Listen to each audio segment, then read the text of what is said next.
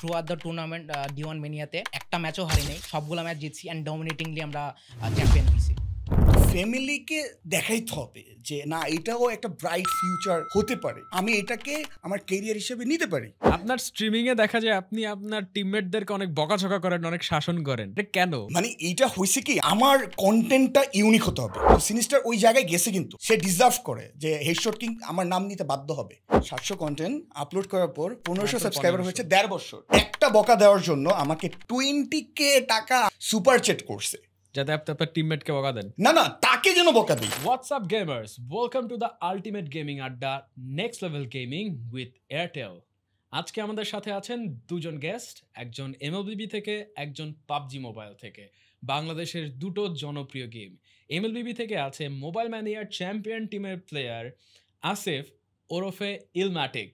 Hello ইলম্যাটিক। Hello ভাইয়া। এছাড়া আমাদের সাথে আছে হেডশট কিং, যাকে বাংলাদেশের পাবজি মোবাইলের ছেলে থেকে বুড়ো সবাই এক নামে চেনে, তার কন্টেন্টের জন্য, তার লাইভ স্ট্রিমিং এবং গেম প্লের জন্য। হ্যালো হেডশট কিং ভাইয়া। হ্যালো, হাই, কি খবর, কেমন আছো? আলহামদুলিল্লাহ, আমি ভালো। গেমিংয়ের আসলে দুইটা সেক্টর, একটা স্পোর্টস আর একটা ক্যাজুয়াল গেমিং। ক্যাজুয়াল গেমিং এবং কন্টেন্ট ক্রিয়েশনে you are one of the best in Bangladesh.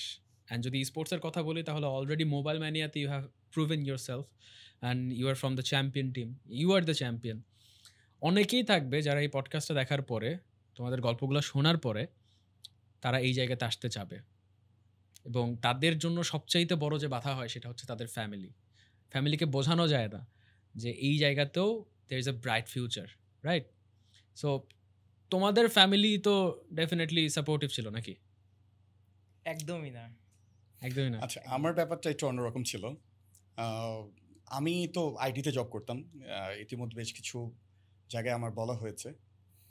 তো আমার ফ্যামিলি ছোটোবেলা থেকে আমার গেমিংয়ের প্রতি একটা মানে ভিতর থেকে অনেক আগ্রহ ছিল আর কি। আমি গেমিং নিয়ে ছোটোবেলা থেকেই অনেক ট্রাই করতাম, ইভেন দো আমি বাবার পকেট থেকে টাকাও চুরি করেছি। হ্যাঁ, 1 টাকা 2 টাকা করে টাকা চুরি করতাম। তখন 1 টাকা 2 টাকার ভ্যালুটা অনেক ছিল। হ্যাঁ, তো ওইটা নিয়ে আমি বাজারে যেয়ে মোস্তফা খেলতাম। অনেকেই যারা আমাদের জেনারেশনে তারা মোস্তফা গেমটা অনেকেই খেলেছে, এটাকে ভিডিও গেম বলে। সো ট্রাই করতাম, বাবা একদমই পছন্দ করতো না। আমি বাবার কাছ থেকে অনেক মার খাইছি, যেটা নিয়ে যখন বড় হতে শুরু করলাম তখন গেমটাকে আস্তে আস্তে হাইড করে ফেললাম বাবার কাছ থেকে। তো যখন অনেক বড় হয়ে গেছি, কাজ করতেছি, কাজের পাশাপাশি গেমটাকে নিয়ে কাজ করতাম। তো আমার লাইফ নিয়ে আমি কখনো এত সিরিয়াস ছিলাম না যে গেমিংটাকে আমি প্রফেশনাল করব বা কিছু একটা। আমি জাস্ট এন্টারটেনমেন্টের জন্য খেলতাম। কিন্তু যখন মনে হলো যে না, এটা নিয়ে কিছু একটা করা যেতে পারে, কারণ স্পোর্টস বা ভিডিও কন্টেন্ট মেকিং করা, এটা নিয়ে ওয়ার্ল্ড ওয়াইজ আমাদের দেশ ছাড়া বাকি দেশগুলো অনেক এগিয়ে গেছিলো। তো আমার কাছে মনে হয়েছে না, আমরাও কিছু করতে পারবো। সো ওই জায়গা থেকে শুরু করা 2018 সাল থেকে। অ্যান্ড সব থেকে কষ্ট এটা লাগে আমার, মানে এটা বাংলাদেশে কেউ জানে না, সেটা হচ্ছে যে মানে আমি যখন সেলিব্রিটি হয়ে গেছি, গেমিংয়ে আমার 100K প্লাস ফলোয়ার সাবস্ক্রাইবার হয়ে গেছে, আমার বাবা তখনও জীবিত, কিন্তু তাকে কখনো বলতেই পারি না যে তোমার ছেলে তো যেই জিনিসটা তুমি কখনো পছন্দই করতে না, যেটা তুমি কখনো মানে আমাকে এপ্রিসিয়েট করা থেকে শুরু করে সাপোর্টিংয়ের যে রোলটা থাকে সেটা তুমি কখনোই করতে না, তোমার ছেলে এখন মাসে 1 লাখ টাকা কামাচ্ছে গেমিং থেকে। আমি এতটা দুর্ভাগা, আমি আমার বাবাকে মানে আমার মায়ের থেকেও বেশি ভালোবাসি। অ্যান্ড আমি কখনো আমার বাবাকে বলতে পারি না যে তোমার ছেলে একজন গেমার, অ্যান্ড বাংলাদেশের আনাচে কানাচে সবাই তোমার ছেলেকে চিনে, ইউ শুড বি প্রাউড। আমি বলতে পারিনি কখনো, অ্যান্ড এটা আমার জন্য এখনও মানে অনেক কষ্ট লাগে, পেইনফুল। এই তো। আর গেমিং নিয়ে যদি আমি বলি, যারা আছে, যারা ইন ফিউচারে কাজ করতে চাচ্ছে, কন্টেন্ট ক্রিয়েটর হতে চাচ্ছে, স্পোর্টস প্লেয়ার হতে চাচ্ছে, তাদের জন্য অনেক কিছু আছে। প্রথমত প্রবলেম যেটা আসে সেটা হচ্ছে যে আমাদের এখনও আমরা অত পরিমাণ হাইলাইট হয়ে যায় না যে আমাদের ফ্যামিলি সাপোর্ট করবে। এই জায়গাটাতে আমাদের অনেক বাধা থাকে। তো ফ্যামিলিকে দেখাইতে হবে যে না, এটাও একটা ব্রাইট ফিউচার হতে পারে, আমি এটাকে আমার ক্যারিয়ার হিসেবে নিতে পারি। এটার জন্য কাদেরকে দেখাবে? আমাদেরকে দেখাবে। যেহেতু আমরা বাংলাদেশে, আমরা কিন্তু এরকম ছিলাম না একটা সময়। আমরা 20,000 30,000 টাকা স্যালারিতে আমরা জব করতাম, সকাল 9টায় যাইতাম, রাত 8টা বাজে আসতাম। এখন কিন্তু আমি নিজের বাসায় থাকতেছি, আমার কোনো স্যার নাই, আমার কোনো কোম্পানির কোনো একজন অফিসার এসে বলছে না যে তুমি কাজ করো। আমি বাসায় কাজ করতেছি, আমার ইচ্ছে হচ্ছে আমি কাজ করতেছি, ইচ্ছে হচ্ছে কাজ করতেছি না। দিন শেষে আমার লাখ টাকার উপরে আমার মান্থলি চলে আসতেছে। লাখ টাকার উপরে গেম খেলে? হ্যাঁ, গেম খেলে আমার থেকে বেশিও। যারা স্পোর্টস করে আমার মনে হয় তারা মাসে 3 থেকে 4 লাখ টাকা পায়। পাশে একজন স্পোর্টস প্লেয়ার বসে আছে অলরেডি। আসিফ, তুমি কি বলতে চাও? মানে কি তুমি, আমি যে বললাম এটা কি আসলে রাইট বললাম না রং?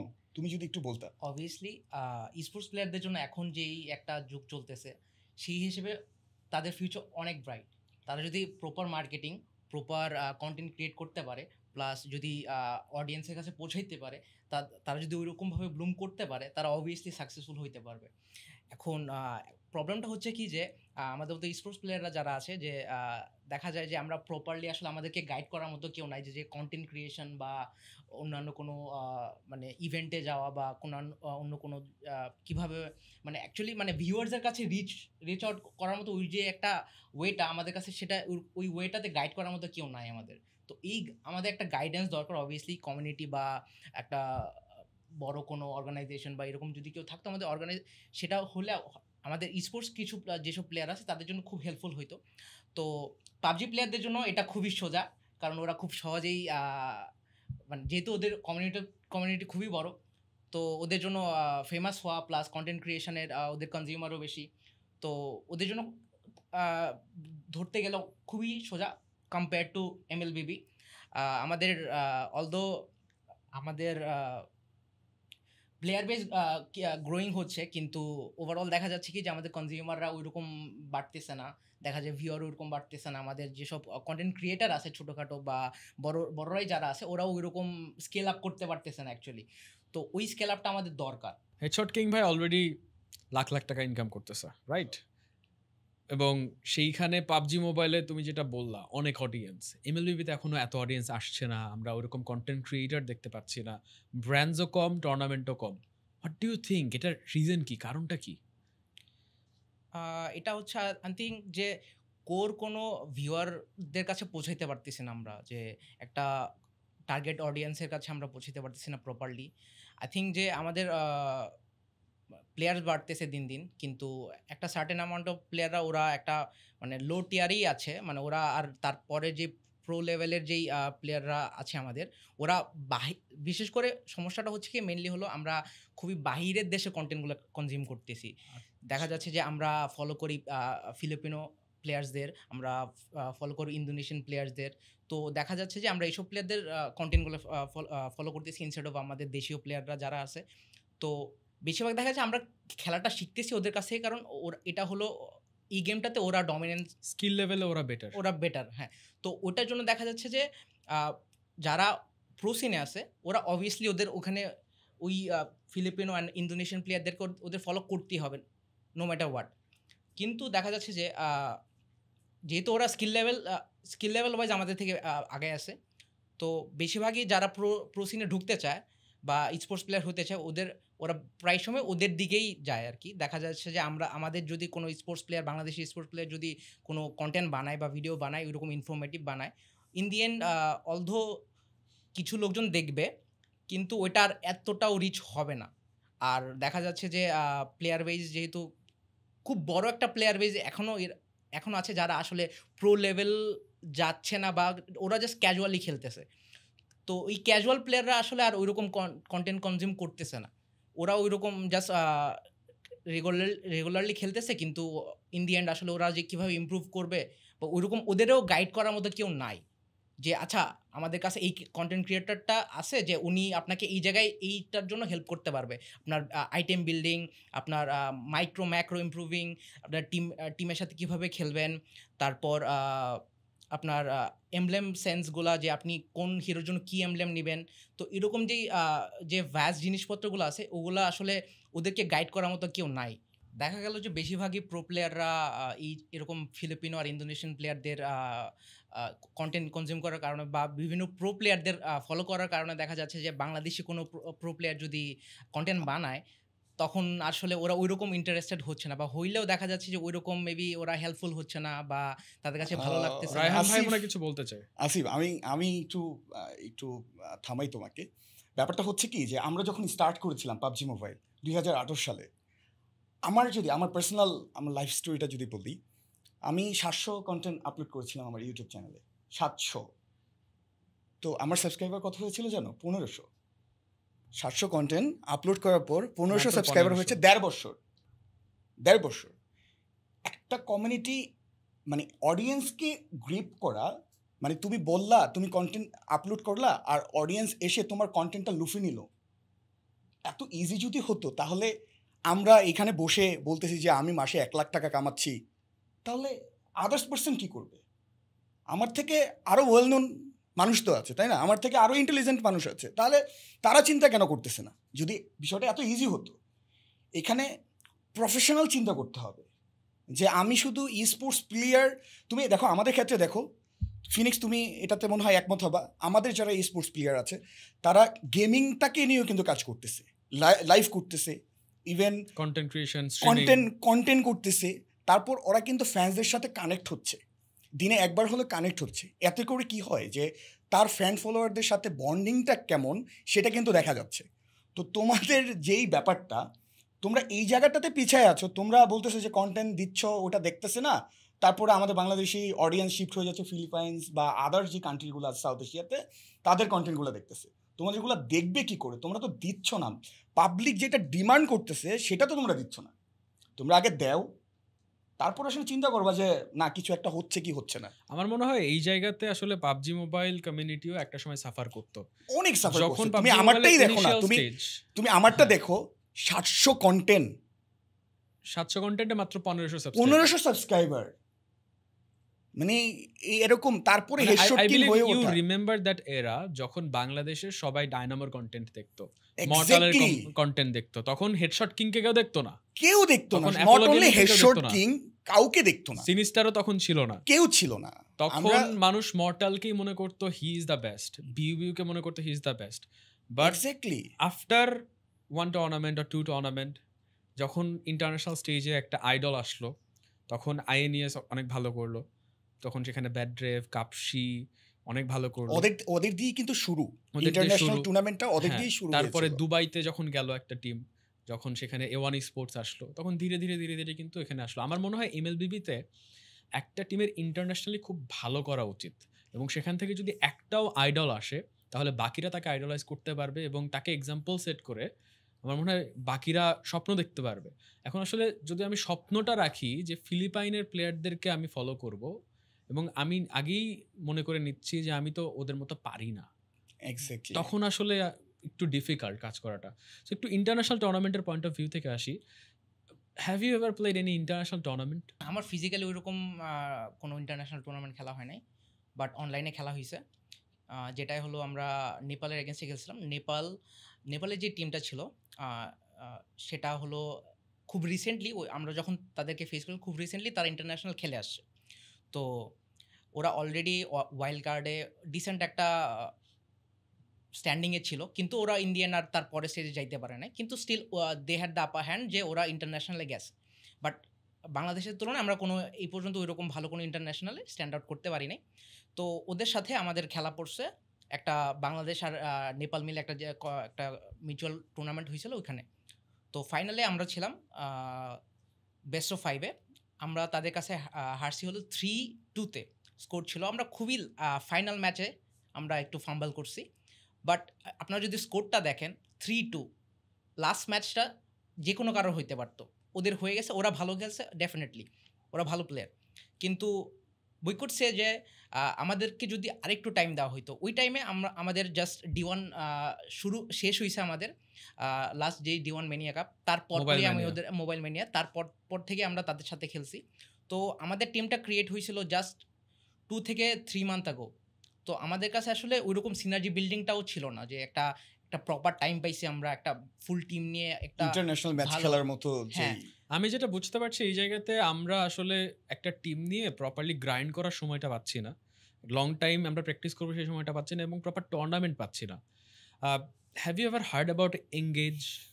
হ্যাঁ, এঙ্গেজ তো স্পোর্টসের ওই আমরা জায়গার বিভিন্ন টুর্নামেন্টে খেলছি টুর্নামেন্ট এয়ারটেলের থ্রুতে ওরা প্রায় সময় বিভিন্ন টুর্নামেন্ট স্পন্সর করছে থ্রু এঙ্গেজ স্পোর্টস, ওটাও খেলা হয়েছে, খুব ভালো এক্সপিরিয়েন্স হয়েছে আমাদের, থ্যাঙ্কস টু এয়ারটেল যে আমরা এরকম ভালো ভালো টুর্নামেন্ট পাইতেছি। ডেফিনেটলি আমার মনে হয় এরকম আদার ব্র্যান্ডস যারা তারাও আসা উচিত, এবং এয়ারটেলের সবচেয়ে ভালো ব্যাপার আমার কাছে যেটা লাগে, they think about gamers and they plan about esports players. And এই যে পডকাস্ট হচ্ছে নেক্সট লেভেল গেমিং, এটাও কিন্তু অন্য কোনো টেলিকম কোম্পানি করছে না। So thank you so much. আমি এখানে একটু অ্যাড করতে চাই, সেটা হচ্ছে যে মানে আমি বেশ কিছু এয়ারটেলের টুর্নামেন্ট দেখেছি, আমি ওখানে চিফ গেস্ট হিসেবে ছিলাম। সো এয়ারটেলকে স্পেশালি থ্যাঙ্কস যে তারা ফিউচার নিয়ে চিন্তা করতেছে। আদার্স যেই টেলিকম কোম্পানিগুলো আছে তারা যদি এটার পাশাপাশি আগায় আসতো তাহলে কিন্তু অনেক ভালো কিছু হতো। আমাদের যে ইন্ডাস্ট্রিটা, আমাদের বাংলাদেশ এমনিতেও অনেক ছোট একটা দেশ, এইখানে সম্ভাবনা অনেক আছে, বাট এটাকে যে সাপোর্ট দেওয়ার যে ব্যাপারটা সেইটা কিন্তু অনেক কম। অ্যান্ড এই যে সাপোর্টিংয়ের যে ব্যাপার, এটা যে এয়ারটেল করতেছে এটা কিন্তু অনেক বড় ব্যাপার। আর তোমাকে যদি তুমি একটা জিনিস চিন্তা করো, আজকে আমি একজন ইনফ্লুয়েন্সার হয়ে আজকে এয়ারটেলের শোতে এসে এয়ারটেলকে নিয়ে আমি কথা বলতেছি, সে আমাকে স্পন্সর করছে বা এখানে ব্রডকাস্টে ডাকছে বলেই যে তাকে নিয়ে কথা বলতেছি তা নয়, কিন্তু সে করতেছে বিদায় তাকে আমি বলতে বাধ্য হচ্ছি। সে যদি না করতো তাহলে আমি কিন্তু আজকে এটা বলতাম যে তার ফার্স্ট শো, সে কাজ করতেছে, তাকে দিয়ে আমরা হয়তো ফিউচারে আরও ভালো কিছু পাবো। তো পাবজি যখন ব্যান ছিল, গেমিং নিয়ে যখন কেউই কথা বলছিল না, বাংলাদেশে আরও অনেক বড় বড় কোম্পানি আছে, তারা যখন কথা বলতেছিল না, এয়ারটেল কিন্তু বলছিল। অ্যান্ড এভাবে যদি সবাই আগায় আসে তাহলে এই ইন্ডাস্ট্রিটা অনেক ভালো কিছু করার সম্ভাবনা দেখে। অ্যান্ড আমি অ্যাজ এ গেমার হিসাবে আমি দেখতেছি যে না, এইখানে অনেক ভালো কিছু আছে। অ্যান্ড যারা ফিউচারে আসবে গেমিং নিয়ে বা ই স্পোর্টস প্লেয়ার হয়ে, তাদেরও ব্রাইট একটা ফিউচার আছে যদি সে প্রপার গাইডলাইন্সের মাধ্যমে যদি চলতে পারে। এইখানে যারা নতুন ফিউচারে যারা আসবে আর কি, তাদের কিন্তু ভালো একটা ফিউচার আছে এইখানটাতে, কিন্তু তার জন্য ভালো একটা গাইডলাইন লাগবে। যদি ভালো গাইডলাইন থাকে অ্যান্ড অবশ্যই ফ্যামিলির সাপোর্ট। আমরা কিন্তু কোনো ফ্যামিলির সাপোর্ট পাই নাই, না বাবা মার সাপোর্ট পেয়েছি, না ভাই বোনের সাপোর্ট পেয়েছি। সবার আগে এটা বলছে যে তুমি যা ইচ্ছা তা করো, গেম থেকে দূরে থাকো। তোমার ফোন লাগবে 10,000 টাকা না, আমি তোমাকে 1 লাখ টাকার ফোন কিনে দেব, কিন্তু গেম খেলা যাবে না। মানে আমাদের কালচারটা এরকম হয়ে গেছে যে তুমি বাহিরে যাইয়া বন্ধুদের সাথে চিপায় বসে গাঞ্জা, মানে এই টাইপের জিনিসগুলো কিন্তু হইতেছে আমাদের। মানে এটা আমার বলতে লজ্জা লাগতেছে, বাট ইটস ট্রু যে ছেলে মেয়ে নষ্ট হয়ে যাচ্ছে, বাবা মা ওইটার দিকে খেয়াল করতেছে না, আমার চোখের সামনে বসে ছেলে গেম খেলছে, এটা আমার প্রবলেম। এই জায়গার থেকে বের হয়ে আসতে হবে এবং আমাদেরকে দেখাইতে হবে যে না, সে একটা সময় অফিসে জব করতো, এখন সে মানে বাংলাদেশে একজন ইনফ্লুয়েন্সার, বাংলাদেশে তাকে সবাইকে চিনে, অ্যান্ড এই গেমিং করে তার ফ্যামিলিকে সে সাপোর্ট দিচ্ছে। এটা কিন্তু চারটাখানি কথা না। যদি সে পারে, আমার মতো হেডশট কিং যদি পারে, তাহলে তুমি কেন পারবা না? তুমিও তো আমার মতো মানুষ, আমার থেকে বেশি পটেনশিয়ালিটি তোমার কাছে যদি থাকে তাহলে ওয়াই নট? এখানে আমার কাছে মনে হয় সব ফ্যামিলি চায় তার সন্তান সাকসেসফুল হোক। সাকসেসফুল হচ্ছে এটা তো বুঝতে হবে ফ্যামিলির আগে। সো সেই জায়গা থেকে তুমি তো চ্যাম্পিয়ন, তুমি সেখান থেকে একটা পুরস্কার পেলা এবং সেই জায়গা থেকে অনেক প্রশংসাও পেলা। এরপর মোবাইল মাইনে টুর্নামেন্টের পর কি তোমার ফ্যামিলিতে পয়েন্ট অফ ভিউয়ে কোনো চেঞ্জ এসেছে গেমিংয়ের দিক থেকে? সেকেন্ড টুর্নামেন্টের পরে আসলে আমি খুব ডিপ্রেস ছিলাম, রাতে কান্নাকাটি করতেছিলাম বাসায় যাওয়ার পর। তখন আম্মু এসে বললো যে এভাবে ভেঙে পড়িস না, যে এবার পারিস না তো কী হয়েছে, নেক্সট টাইম আবার ট্রাই কর, নেক্সট টাইম তুই চ্যাম্পিয়ন হবি। তো তারপর হলো আমি নিজেকে আস্তে আস্তে গুছায় নিই, গোছানোর পরে আমি টিম নিয়ে আবার নতুন টিম ক্রিয়েট করি আবার নিজেদের মতো করে ট্রাই আউট করতে থাকি। তো থ্রু আউট দ্য ইয়ার, একটা বছর টাইমের মধ্যে আমরা আবার মানে চ্যাম্পিয়ন ক্যালিবারে আসা পড়ে। And through out the tournament D1 মেনিয়াতে আমরা একটা ম্যাচও হারি নেই, সবগুলো ম্যাচ জিতছি অ্যান্ড ডমিনেটিংলি আমরা চ্যাম্পিয়ন হয়েছি। ক্রেজি। আচ্ছা, আমার আসিফকে একটা কোশ্চেন। আসিফ, তোমার যে লাইফ স্টোরিটা বা তোমার গেমিং নিয়ে যেটা আমি শুনলাম তোমার কাছ থেকে, এত ডিপ্রেশনের পরে যখন তুমি চ্যাম্পিয়ন হইলা, যখন এত বড় একটা অ্যামাউন্টের প্রাইজ মানি পাইলা, তখন ফার্স্ট টাইম তোমার মাইন্ডে কি চলতেছিল? এই প্রাইজ মানিটাকে তুমি কি করতা বা কি করবা, মানে কি থিং চলতেছিল তোমার মাথায়? কোর্সটা কি টাকা দিয়ে কোর্সটা কি? আসলে টাকা দিয়ে আসলে কিছুই এখন পর্যন্ত কিছু করা হয় নাই, কারণ আমি চাইতেছিলাম যে একটা ভালো হাই এন্ড পিসি বিল্ড করবো, যেটার প্রাইসটা এখনও আমার ওইরকম ভাবে জমানো হয় নাই, কিন্তু সেটা পিসির জন্য রেখে দেওয়া হয়েছে। অ্যান্ড অবভিয়াসলি ইনশাল্লাহ আরও কিছু যদি সামনে যে D1 মেনিয়াগুলো আসবে এয়ারটেলের থ্রুতে। অবভিয়াসলি ওখান থেকে ওগুলো জিতেও আমরা নেক্সটে আরো বেটার কিছু করার ট্রাই করবো। ইনশাআল্লাহ হোপফুলি এয়ারটেল আমাদেরকে হেল্প করবে। তার মানে একটা জিনিস কিন্তু প্রুভেন এই জায়গাতে, যদি ভালো কিছু করা যায় তখন ফ্যামিলি কিন্তু সাপোর্ট করা শুরুই করে। একদম এবং একদম ওই জায়গা থেকে তোমার ফ্যামিলি আসলে কি চায়, তার সন্তানের কেরিয়ার চায়। তোমাকে তো একটা অন্ধকার রাস্তায় তো তোমার ফ্যামিলি কখনো ছেড়ে দিবে না। Correct. কারণ আমার নিজের সন্তান, আমি তো যেই রাস্তাটা আমি কখনো দেখিই নাই, কারণ এই জেনারেশনের আমাদের মা বাবারা কিন্তু জানে না গেমিংটা কি। তারা গেমিং নিয়ে কখনো বুঝেও না যে গেমিং নিয়ে কেরিয়ার হয়, তারা কিন্তু এই সম্ভাবনা তারা বুঝেও না, দেখেও না। এই সেক্টরটা ছিল না, এটা যেহেতু নতুন, যদি আমার ফিউচার আমি ওনাদেরকে দেখাইতে পারি যে না আমার এখানে ফিউচার আছে, তাহলে তারা অবশ্যই সাপোর্ট করবে 100%। এবার একটু আপনার কন্টেন্ট ক্রিয়েশন এবং স্ট্রিমিং এর দিকে আসি। ওকে, আপনি গেম খেলেন, অনেক এফোর্ট দেন এখানে, আপনি কেন ই স্পোর্টস প্লেয়ার না হয়ে কন্টেন্ট ক্রিয়েটর এবং স্ট্রিমার হলেন? আসলে এইখানে মজার যে ব্যাপারটা সেটা হচ্ছে আমি প্রথমত এটাকে কেরিয়ার হিসেবে নেই নাই, যেহেতু আমি ফিটনেস ট্রেনার ছিলাম। জিম নিয়ে আমি তো অনেক প্যাশনেট ছিলাম, বোঝা যাচ্ছে। আমি জিম সবার আগে, দেন জবের পাশাপাশি আমি গেমিংটা করতাম। ওইটা ফার্স্টে ছিল তোমার এন্টারটেনমেন্ট পারপাস, যে বন্ধুদের সাথে বসবো, দেন আড্ডা দিব। দেন টুডে টুমোরো মানে দিন শেষে না আমার কাছে মনে হচ্ছিল যে না গেমিং নিয়ে কিছু করতে হবে। মানে তখন তো 2018 সালে যখন আমরা শুরু করেছিলাম তখন এত গেমারও ছিল না, হাতে গোনা আমরা 5-6 জন ছিলাম। তো তখন এরকম কমিউনিটিও ছিল না আমাদের মধ্যে যে খুব ভালো কথা হতো, কথা বলে বলে আমরা গেমিং কন্টেন্ট বানাইতাম, বিষয়টা এরকমও ছিল না। যার মতো করে সে কন্টেন্ট বানাইতো।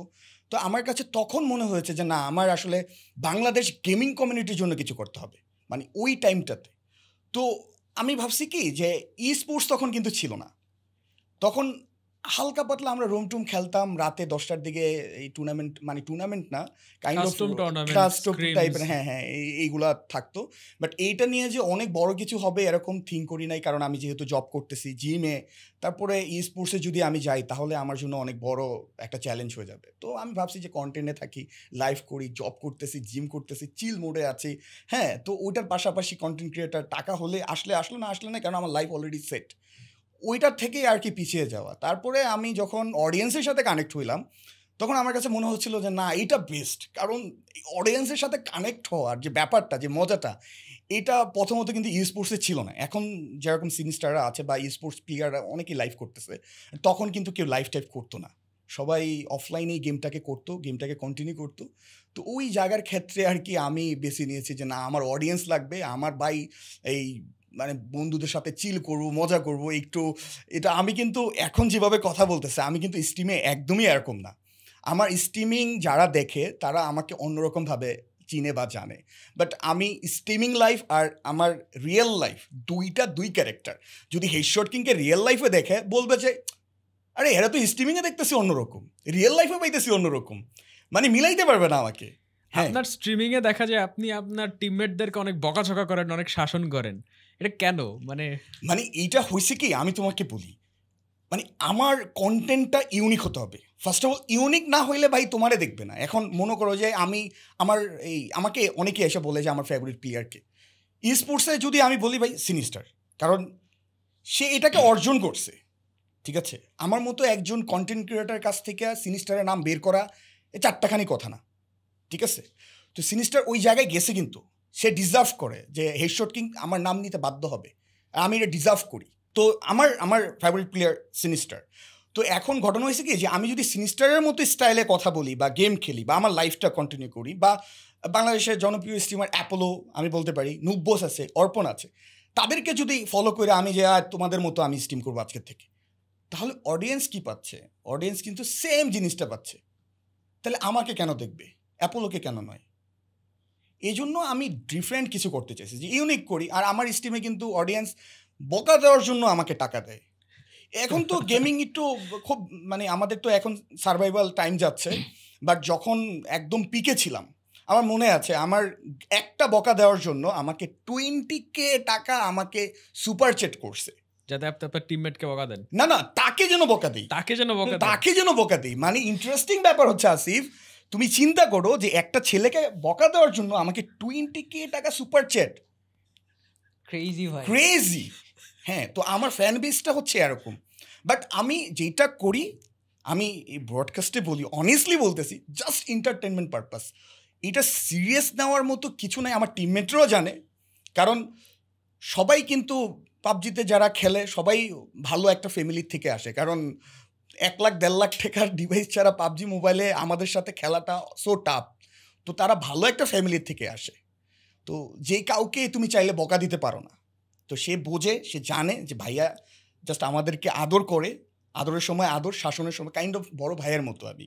হ্যাঁ, আর অডিয়েন্সও বশ হয়ে গেছে। একটা টিপস আপনার কাছ থেকে পেলাম, সেটা হলো আসলে ইউনিক কিছু করতে হবে। ইউনিক কন্টেন্ট ক্রিয়েট না করলে, ইউনিক পার্সোনালিটি না দেখালে অডিয়েন্সের সাথে কানেক্ট করা যাবে না। না, একদমই করা যাবে না, কারণ অডিয়েন্স তোমার মাঝে আর আদার্স পার্সনের মাঝে যদি সিমিলার হয়ে যায়, তাহলে আমাকে কেন দেখবে? আমি কে ভাই আমাকে দেখার? এইখান থেকে আমি ওর কাছে একটু যাব, যেহেতু ইউনিক একটা পার্সোনালিটি, ইউনিক একটা কন্টেন্ট ক্রিয়েট করতে হবে, সেটা হেডশট কিং ভাই বললো। What about you? ই স্পোর্টসে যদি ভালো কিছু করতে হয়, তাহলে কি টিপস দিবা তুমি তোমার ফেলো যারা টিমমেটস আছে বা ফেলো যারা প্লেয়ার্স আছে? আই থিঙ্ক এটা হলো কনস্ট্যান্ট হার্ডশিপ। তোমার বুঝতে হবে যে when not to give up. যে আমি যেমন আমার আগের টুর্নামেন্টের কথাগুলো বললাম যে 3টা বছর ধরে হার্ডওয়ার্ক করার পর আমি D1 মেনিয়া চ্যাম্পিয়ন হয়েছি। তো এটা থ্রু আউট দ্য ওয়ে আমি ফেলার অবভিয়াসলি ফেস করছি, কিন্তু আমি হার মানি নাই। তো আমার কিপ অন চলে যাওয়া লাগছে, আমার কাজ করা লাগছে। আমি বিভিন্ন জিনিসপত্র গেম নিয়ে রিসার্চ করছি, গেম নিয়ে পড়াশোনা করছি, গেমেরই একটা পড়াশোনা করছি। আমি বিভিন্ন প্লেয়ারদের যারা ওরা কি স্ট্যাট নিয়ে কিভাবে খেলতেছে, কোন রোটেশন দিচ্ছে, কিভাবে পিক করতেছে, কিভাবে একটা হিরো কাউন্টার দিচ্ছে, আমি ম্যাক্রো পড়তেছি। আমি ওদের বিভিন্ন প্রো প্লেয়ারদের খেলা অ্যানালাইজ করতেছি, বিভিন্ন কোচ ওরা কিভাবে ড্রাফটিং করতেছে একটা হিরো বা একটা গেমে, ওরা ড্রাফটিং কোন স্টাইলে করতেছে, কখন কোনটা প্রায় করতেছে, কখন কোন লেনের হিরো আগে নিতেছে, কখন পরে নিতেছে, বা কখন আমি এই হিরোটাকে প্রায় করব, বা কখন আমি আমার জাংলারকে আগে প্রায় দেবো, আমার মেজকে পরে নিব, বা মেজে আগে নিব, জাংলার পরে নিব। প্রায় মিন্স প্রায়োরিটি, রাইট? প্রায়োরিটি। তো এই জিনিসগুলা একটা কনস্ট্যান্ট এক্সপিরিয়েন্স, এটা through out the years build up হয়। এটা একদিনে হবে না, কারোরই হবে না। এই জন্যই কোচ খুবই ইম্পর্ট্যান্ট এই আমাদের গেমে।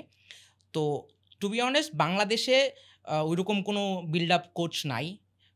বেশিরভাগ অনেকগুলো টিমই বাইরের দেশ থেকে কোচ হায়ার করে, কিছু কিছু টিমে আসে। আমরা বিভিন্ন কোচের আন্ডারে একবার ট্রাই করছি, কিন্তু আমাদের ওইরকম কোনো হেল্পফুল ফিডব্যাক আসে নাই।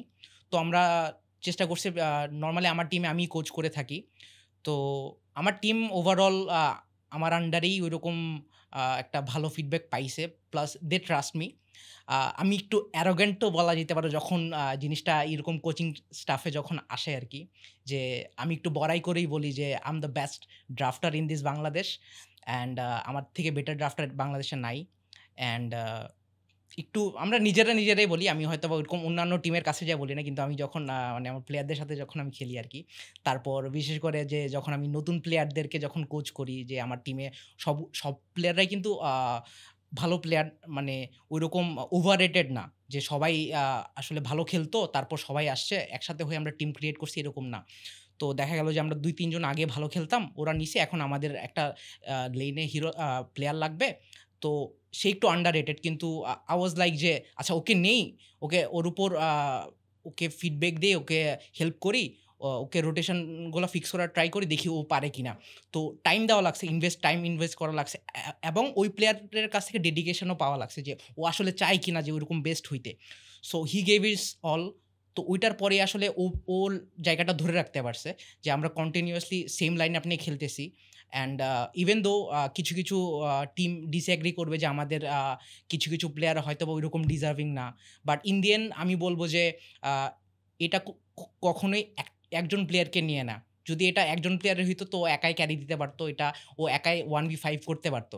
কিন্তু আসলে ইন্ডিয়ান গেমটা হলো 5v5। এখানে সবাই হয়তো বা একজন ক্যারিং ফেস, কিন্তু বাকিরা সবাই একটু সাপোর্টিভ হইলেও they have their own impact. Team নিয়ে খেলতে হবে আমাদের সবাইকেই। যেটা বুঝলাম এই জায়গাতে, গেমিং করতে হলেও প্রফেশনালি অনেক বেশি লেখাপড়া করতে হয়, গেম নিয়ে লেখাপড়া করতে হয়। What do you think? আমরা যে অনেক সময় শুনি সোসাইটিতে গেমিং করলে নাকি লেখাপড়া হয় না, is it true? What do you think? আমি তোমাকে একটা মজার ঘটনা একটু বলতে হয়। নর্মাল যারা আছে বা মানে গেম যদি করো, তোমার ব্রেনের যেই ডিসিশন নেওয়ার, আমাদের কিন্তু টুডে টুমরো কিন্তু ডিসিশন নিতে হয়, ডিসিশন নেওয়ার মেকিং স্পিড বেড়ে যায়। তুমি যদি একটা ডিসিশন 1 সেকেন্ডে নাও, তুমি মিলি সেকেন্ডে 10টা ডিসিশন নিতে পারবা যদি তুমি গেম খেলো। কারণ একজন স্পোর্টস, আমরা যারা আছি স্পোর্টস IGL 30 মিনিটের গেমে না হলে 2000-এর উপরে ডিসিশন মেক করে থাকে। 30 মিনিটের একটা গেমে 2000-এর উপরে মানে ডিসিশন মেক করতে হয়। তার এত পরিমাণ ব্রেনকে কাজে লাগাইতে হয়, যদি তুমি গেম না খেলো তুমি এটা কখনোই করতে পারবে না। সো গেম খেললে যে পড়াশোনার ক্ষতি হয় বা আদার্স যে ব্যাপারগুলো থাকে, আমি এটা মনে করি না। ইভেন শুধু আমার কথা না, এটা কিন্তু এই সায়েন্টিস্ট দিয়া প্রমাণিত, এবং এইটা একটা গবেষণাও প্রমাণিত হয়েছে যে নর্মাল অ্যান্ড গেমার একটা বাচ্চার ডিসিশন মেকিং অনেক ফাস্ট হয়ে থাকে। What do you think? Gaming করলে কি লেখাপড়ার কোনো ক্ষতি হয়? টাইমিং ওয়াইজ মেবি তুমি যদি বেশি অ্যাডিক্ট হও, obviously to be honest I was addict as well. তো ডিপেন্ড করে। এখন আমি বলবো না যে যদি একেবারেই তুমি পড়াশোনা বাদ দিয়ে দাও তাহলে এটা খুবই হার্মফুল, খুবই হ্যাম্পার করবে তোমার একাডেমিক লাইফে। কিন্তু ওভারঅল একটা ব্যালেন্স রাখা লাগবে। তো যত কিছুই হোক, তুমি একদিন করতেছো না, বাট আরেকদিন তোমাকে করতে হবেই পড়ালেখা, নো ম্যাটার হোয়াট। তুমি একদিন হয়তো একটু গ্যাপ দিলা যে আচ্ছা না আজকে ইচ্ছা করতেছে না, পড়বো না আমি, আজকে একদিন গ্যাপ দেওয়া যায় বা 2 দিন গ্যাপ দেওয়া যায়, কিন্তু এটা মানে কন্টিনিউয়াসলি করা যাবে না। একটা প্রতিদিন স্কুলে যাইতে হবে বা ক্লাসে যাইতে হবে, তারপর সেই ক্লাসগুলোর উপর আমাদের নেক্সট ক্লাসে আমাকে ফিডব্যাকও দিতে হবে। সো এই জিনিসটা একটা কনস্ট্যান্টলি ধরে রাখতে হবে, না হলে যে একটা গ্যাপ ক্রিয়েট হয়ে যাবে, ওই গ্যাপটা যাতে বেশি বড় না হয় সেটা আমাদের খেয়াল রাখতে হবে। তার মানে টাইম ম্যানেজমেন্টটা অনেক খুব ইম্পর্টেন্ট। ইম্পর্টেন্ট। কখন লেখাপড়া করবো এবং কখন গেমিংয়ে সময় দেবো, এই দুটোর ভেতরে একটা ব্যালেন্স থাকতে হবে, আদারওয়াইজ ভালো কিছু করা পসিবল না। সো আমার মনে হয় এই জায়গা থেকে আসলে যদি কেয়ারফুল না থাকা হয় তাহলে আসলে প্রবলেমটা ক্রিয়েট হয় সোসাইটিতে, রাইট? কোনো কিছুই বেশি ভালো না, লিমিটেশনটা অনেক ইম্পর্টেন্ট। আমি এই জায়গাতে একটা এক্সাম্পল প্রায় দিই। পৃথিবীতে সবচেয়ে ভালো জিনিস কি? বাবা মায়ের আদর, রাইট?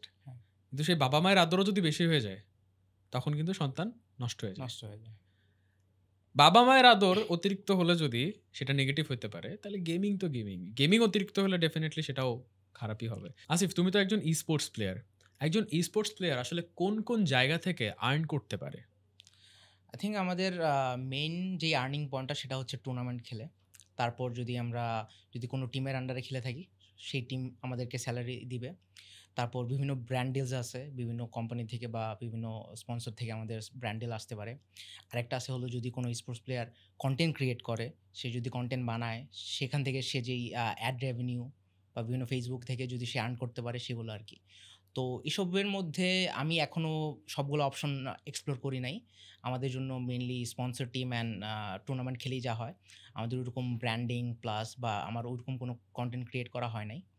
তো এগুলাই আর কি আপাতত আমার জানা মতে। এখনো পর্যন্ত তোমাদের সবচাইতে বড় কোন টুর্নামেন্ট খেলা হয়েছে এবং সেখানকার প্রাইস পুল কত ছিল? সবচেয়ে বড় যে টুর্নামেন্ট খেলছি সেটা হলো D1 মোবাইল মেনিয়া, যেটার প্রাইস পুল ছিল 35 লক্ষ টাকা। সেখানে মোবাইল লেজেন্ডসের জন্য ছিল 13 লাখ টাকা। আর আমরা চ্যাম্পিয়ন হিসেবে সেখান থেকে আমরা পাইছি অলমোস্ট 5 লাখ টাকার মতো। অ্যান্ড তারপর যারা MVP হয়েছে তার জন্য আলাদা টাকা ছিল। তারপর আরও কিছু প্রাইজ ছিল আমাদের জন্য। সেটা মিলে আমরা খুব হ্যাপি ছিলাম আর কি। তার মানে বিশাল পুরস্কার জেতা যায়। আচ্ছা, আপনি তো একজন sports content creator plus gaming content creator, আপনি বিভিন্ন ধরনের গেমিং ভিডিও বানান। কোন কোন সেক্টর থেকে একজন স্পোর্টস কন্টেন্ট ক্রিয়েটরের কোন সেক্টর থেকে একজন গেমিং কন্টেন্ট ক্রিয়েটর টাকা আর্ন করতে পারে? আমার কাছে মনে হয় যে মানে পৃথিবীতে যদি অনলাইনে সব থেকে বেশি কোনো আর্নিং সোর্স যদি কোথাও থাকে সেটা হচ্ছে গেমিং ইন্ডাস্ট্রি। এইখান থেকে তুমি এত পরিমাণ টাকা আর্ন করতে পারবা যেটা তুমি কখনো স্বপ্নেও ভাবো নাই। এইটার মধ্যে তোমার সম্মান বলো, তোমার কেরিয়ার বলো, ইভেন দো তুমি যদি এটা চিন্তা করো যে তোমার এটাকে নিয়ে তুমি ইন্টারন্যাশনাল পর্যায়ে যেতে চাও, সেটা যাওয়াও সম্ভব। আমার কাছে আমার কথা যদি বলি, আপনার এখনো পর্যন্ত হাইয়েস্ট আর্নিং কত এক মাসে? এক মাসে আমার আর্নিং আসলে এটা কোনো ফিক্সড না, বাট যেটা হয়েছে আলহামদুলিল্লাহ, অ্যান্ড আমি এটা নিয়ে টু মাচ হ্যাপি। অ্যান্ড আমি কখনো কখনো ভাবিও নাই যে এই গেমিং দিয়ে এত টাকা আর্ন করা যায়। আপনি গেমিং যখন করেন আপনার গেমের ভিতরে স্কিন কেনেন? আমার তো মানে আমি হিউজ পরিমাণ আমার আইডি ম্যাক্স করা আছে। আমার এক একটা গান তখন যখন 2018 সাল তখন থেকে আমার আইডি গান ম্যাক্স করা শুরু হয়। অ্যান্ড অ্যামাউন্টটা বললে হয়তো কেউ বিলিভ করবে না, সো আমি ওদিকটাতে না যাই।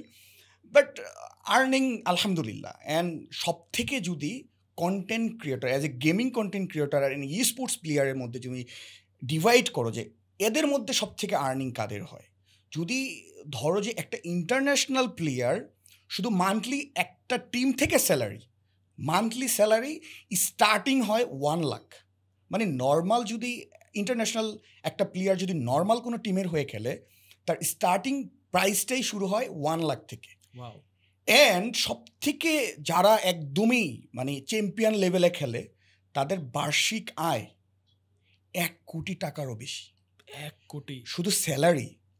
আমি just sponsor, content creation, live streaming ওগুলা সব বাদই দিলাম, শুধু তার স্যালারি একটা প্রতিষ্ঠান থেকে একটা কোম্পানির স্যালারি আসে 1 crore প্লাস। ভাই তো অনেক স্কিন ম্যাক্স করার কথা বললো, এমএলবিতেও তো অনেক স্কিন আছে বিভিন্ন ক্যারেক্টারের, রাইট?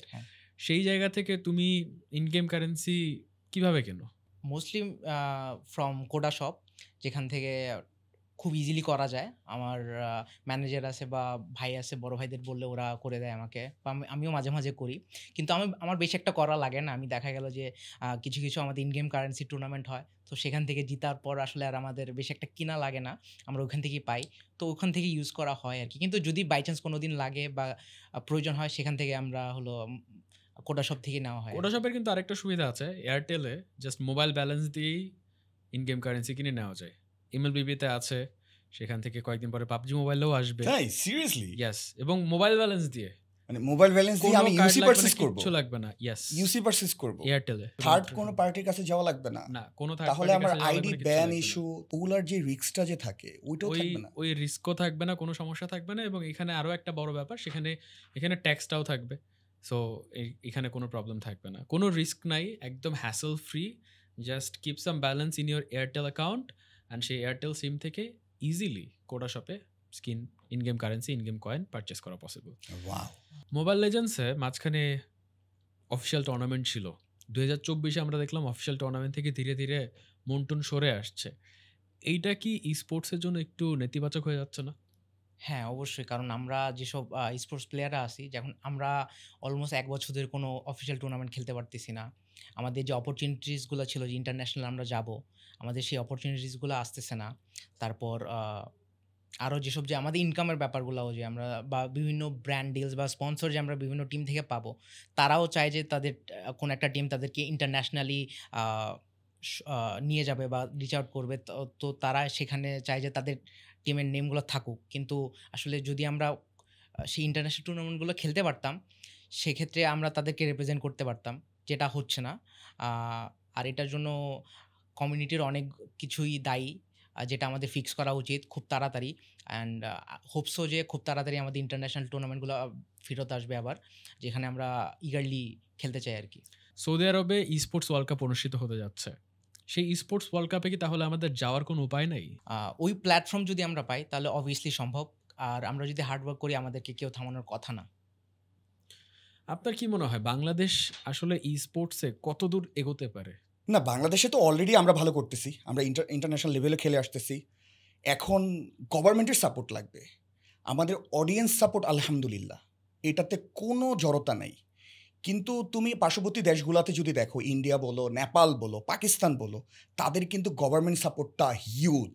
অ্যান্ড তারা প্রফেশনালভাবে চিন্তা করে না আমাদের দেশে ই স্পোর্টস বিল্ড আপ হবে।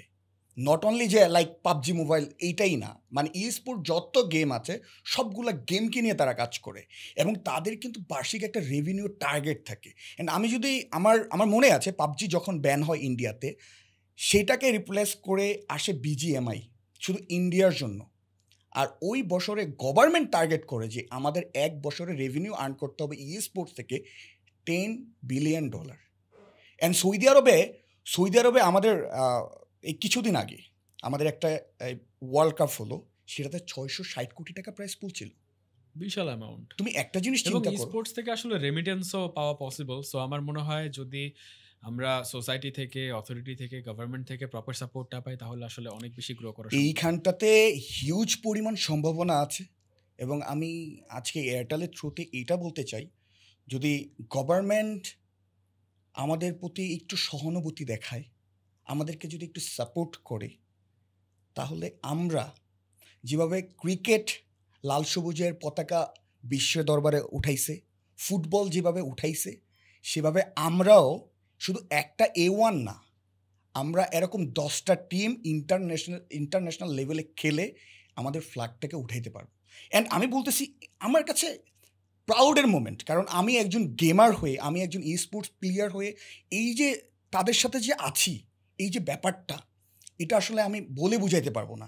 ইভেন যখনই আমাদের দেশের প্লেয়াররা বাইরে যেয়ে খেলে, আমরা অনেক প্রাউড ফিল করি যে আমাদের দেশের প্লেয়াররা যাচ্ছে। অ্যান্ড ইন্টারন্যাশনাল লেভেলে যে উইদাউট সাপোর্ট, তুমি একটা জিনিস চিন্তা করো, কোনো সাপোর্ট নাই, কোনো কিচ্ছু নাই, নিজস্ব অর্থায়নে তুমি যে ইন্টারন্যাশনাল লেভেলে কমপ্লিট করতেছো, এটা ইজি না। তো এটার জন্য গভর্নমেন্টকে আগে আসতে হবে, সাপোর্টটা দরকার। গভর্নমেন্ট যদি আগে আসে, অনেস্টলি আমি বলতেছি যে একদিন আমরা ইন্টারন্যাশনাল লেভেলে অ্যান্ড ওয়ার্ল্ড কাপে চ্যাম্পিয়ন হওয়ার মতো সম্ভাবনা এবং আমাদের প্লেয়ার আছে, আমি পার্সোনালি বিলিভ করি। আমাদের সেই ট্যালেন্টটা আছে। এবার একটু আমি লাইট কিছু কোয়েশ্চেনে আসি। আসিফ, MLBB মেইনলি খেলা হয়, MLBBর বাইরে ফ্রি টাইমে অন্য কোনো গেম কি খেলা হয়? মাঝে মাঝে আমি ক্ল্যাশ রয়্যাল খেলি ফ্রি টাইমে, মাঝে মাঝে একটু পোকেমনও খেলা হয়। পোকেমন একটা TCG আছে কার্ড গেম, এটাও মাঝে মাঝে একটু খেলি আর কি, বোর্ড হয়ে গেলে আর কি। আর রায়হান ভাই? হ্যাঁ, আমার ক্ষেত্রে আমি ক্র্যাশ রয়্যালটা অনেক বেশি খেলি, অ্যান্ড আমি ওটাতে মানে বলা যায় যে আমি চ্যাম্পিয়ন টাইপের। অ্যান্ড আমার লেভেল হচ্ছে 11,000-এর মতো আর কি, 10,000 প্লাস, 11,000 না 10,000 প্লাস। মানে আমার লেভেলটা এতটা, আমি ওইখানে খুব ভালো খেলতেছি, আমার ফ্রি টাইমটাতে ওটা অনেক বেশি এনজয় করি। আচ্ছা রায়হান ভাই, এই গেমিং করে আপনি তো অনেক ফ্যান পেয়েছেন, অনেক মানুষ আপনাকে চেনে ভালোবাসে। এখনো পর্যন্ত সবচাইতে মেমোরেবল ইভেন্ট কোনটা? আসলে এরকম অনেক আছে, কিন্তু আমার একটা ঘটনা মনে আছে, মানে এটা একটা হার্ট টাচিং মোমেন্ট। সেটা হচ্ছে যে এই বন্যায় আমি কুমিল্লাতে গিয়েছিলাম, বুড়িচাং, একেবারে ইন্ডিয়ার বর্ডারের কাছাকাছি, ট্রাম নিয়ে। সেইখানে আমার এই পরিমাণ পানি ছিল, আমি যাচ্ছিলাম, ওইখানকার পরিবেশটা এরকম ছিল, মসজিদের উপরে, ছাদের উপরে মানুষজন থাকার জন্য, বাঁচার জন্য তারা চেষ্টা করতেছিল। ওই মুহূর্তে বাচ্চা ছেলেরা আমাকে বলতেছে, এই হেডশট কিক না, মানে কাইন্ড অফ, আমি আরে হেডশট কিক কে ডাকে, মানে বিশ্বাস করবে কিনা জানি না, আমি মনে হয় এই ভিডিওটা পাবলিশও করেছিলাম। 10-12 জন ছেলে আমাকে দেখা বলতেছে, ভাইয়া আমি ছবি তুলবো, আর মোবাইল নাই, মানে মোবাইলে তো চার্জ দেওয়ার মতো কোনো সিস্টেম নাই। পরে ওইটা আমার কাছে স্যাডও ছিল যে ওরা আসলে আমাকে কাছে পাইছে, বাট ছবি তুলতে পারে নাই। আর আমার কাছে এইটা ভালো লাগছে যে না, আমি এই জায়গায় আসতে পারছি, যে এই জায়গায় মানে ইন্ডিয়া বর্ডারের কাছাকাছি যে ও আমাকে চিনে, আর এই মুহূর্ত যে আমাকে বলতেছে যে ভাইয়া বিগ ফ্যান, এইটার যে ফিলিংস ভাইয়া, এইটা কখনো বলে তোমাকে আমি বুঝাইতে পারবো না। বিশাল ব্যাপার, গেমিং এ না আসলে কখনোই এটা আসলে না, এটা সম্ভব না। অ্যান্ড আমি অবশ্যই আল্লাহর কাছে আলহামদুলিল্লাহ, আল্লাহকে থ্যাঙ্কস জানাই, শুক্রিয়া জানাই যে এরকম অপরচুনিটি আমাকে করে দিয়েছে। আচ্ছা আসিফ, তোমার এই যে গেমিং ক্যারিয়ার, গেম খেলতে খেলতে সবচেয়ে মজার ঘটনা কোনটা লেগেছে এখনো পর্যন্ত? আমাদের একটা ফানি মোমেন্ট ছিল, হলো যখন আমরা র্যাঙ্কে ক্যাজুয়ালি 5 ম্যান খেলতেছিলাম, তো তখন আমাদের অপোনেন্টে একটা ফুল ফ্যান টিম ছিল, যে ওরা আমাদেরকে অ্যাপ্রোচ করতেছে, ভাই আমাদেরকে জিতায় দেন, আপনারা তো সবসময় জিতেন, আমরা খুব বড় ফ্যান আপনাদের, আপনারা খুব ভালো খেলেন, আমাদেরকে প্লিজ প্লিজ জিতায় দেন। তো তখন কি হয়েছে, আমরা একটু টিজ করে ওদেরকে একটু হার্ড খেলি ওদের এগেনস্টে। তো লাস্ট মোমেন্টে কি হয় যে আমরা জিতার মোমেন্টে আমরা সবাই না, গেমটা না শেষ করে সেখানে ওদেরকে জিতায় দিই। তো ওইটা মজার ছিল আসলে। তো ওদের পরে হলো ওরা আবার ইনবক্সে এসে বলতেছে, ভাই খুব ধন্যবাদ ভাই, আপনারা আমাদেরকে জিতায় দিয়েছেন। তারপর ওদের একটা হোলসাম একটা মোমেন্ট ক্রিয়েট হয়েছিল আর কি আমাদের জন্য। তো এটা খুব একটা মেমোরেবল মোমেন্ট ছিল আমাদের জন্য। আচ্ছা, গেম খেলতে খেলতে আপনার মেমোরেবল কোন ঘটনা ঘটেছে সবচেয়ে বেশি? আচ্ছা, গেম খেলতে খেলতে সবচেয়ে মজার ঘটনা কোনটা আপনার কাছে? এইটা একটা ঘটনা আছে, সেটা হচ্ছে কি এত পরিমাণ ভাইরাল হয়েছে, এটা আমার লাইভে এসে এখনো বলে মানুষ। তো আমি তো মানে বাংলাদেশের মধ্যে সবথেকে হাইয়েস্ট কনকোরার টেকার। হ্যাঁ, তো আমি আগে সবসময় প্রতি সিজনে কনকোরার পুশ করতাম। তো একটা ছেলে আসছে আমার ক্ল্যানে ইন্টারভিউ দিতে। তো আমার ক্ল্যানে আগে যেটা হতো যে প্রথমে ইন্টারভিউ দিতে হবে, তারপর আরও অনেক প্রসেসিংয়ের মাধ্যমে যেয়ে তারপর তাকে আমরা ক্ল্যানে ঢুকাইতাম। তো আমার তখন কেন জানি মনে হলো যে আচ্ছা ঠিক আছে, ও আমার সাথে আজকে কনকোরার লবিতে খেলুক, দেখি ও কতটা ভালো পারে। ওই বান্দা কি করলো, প্রথম ম্যাচে নেমেই আমাকে 45-এর একটা মাইনাস দিছে। মানে এত পরিমাণ রাগ উঠছে, আর তাকে আমি এত পরিমাণ ঝাড়ি দিছি, ওই ঝাড়িটা অন লাইভ ছিল। অ্যান্ড ওই লাইভের ঝাড়ির ভিডিওটা এত পরিমাণ ভাইরাল হয়েছে, অ্যান্ড আমার কাছে সার্টেন টাইম যে মনে হয়েছে যে না, আমি মনে হয় একটু বেশি তাকে বকা দিয়েছি। অ্যান্ড পরে আমি আমার ম্যানেজারকে বললাম যে আচ্ছা ঠিক আছে, ওরে আর কোনো ইন্টারভিউ লাগবে না, কোনো কিছু লাগবে না, ওরে ক্ল্যানে নিয়ে নাও। অ্যান্ড এটা অনেক ফানি ছিল, অ্যান্ড বাংলাদেশের সবাই এই ক্লিপসটার ব্যাপারে জানে। অ্যান্ড আমার এই ক্লিপসটা যখন তোমরা ছাড়বা, তখন মানুষ বলবে যে হ্যাঁ এই ঘটনাটা ঘটছে এবং আমরাও সাক্ষী ছিলাম। এটা অনেক ফানি ছিল। আরেকটা ঘটনা আছে, সেটা আরও বেশি মজার ছিল। আমি একবার গাজীপুরে ঘুরতে গিয়েছিলাম বন্ধুরা মিলে।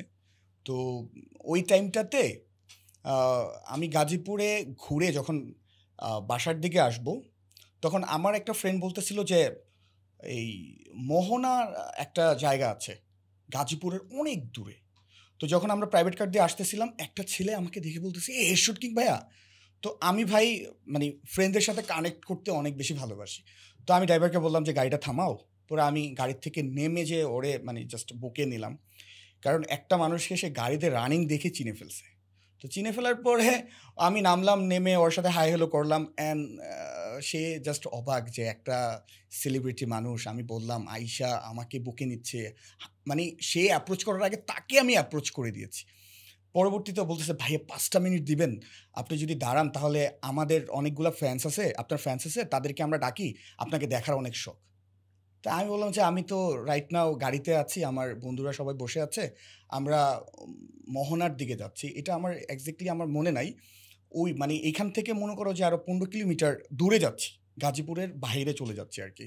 তো ওরা বলছে যে একটু যদি 5টা মিনিট যদি দিতেন। তো আমি আমার বন্ধুদেরকে বললাম যে আচ্ছা 5টা মিনিট গাড়িটা সাইড কর, এই কিছু ছেলে আসতে আছে, তাদের সাথে মিট আপ করে যাই।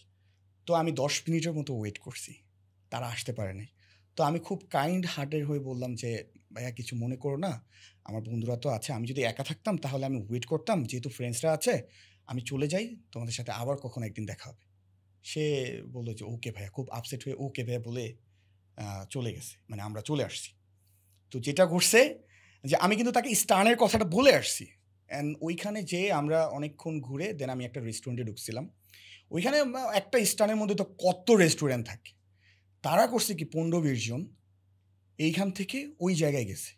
ওই জায়গায় গিয়ে ওরা ডিভাইড হয়ে গেছে প্রত্যেকটা রেস্টুরেন্টে। তো ভাবছে যে আমি বলিও নাই যে রেস্টুরেন্টে যাচ্ছি বা কিছু একটা, ওরা টার্গেট করছে যে এখানে আসছে, যেহেতু গাজীপুরে ঘুইরাটাইরা বের হয়েছে বিকালবেলা, ওরা কোনো না কোনো রেস্টুরেন্টে বসে আড্ডা দিতেছে।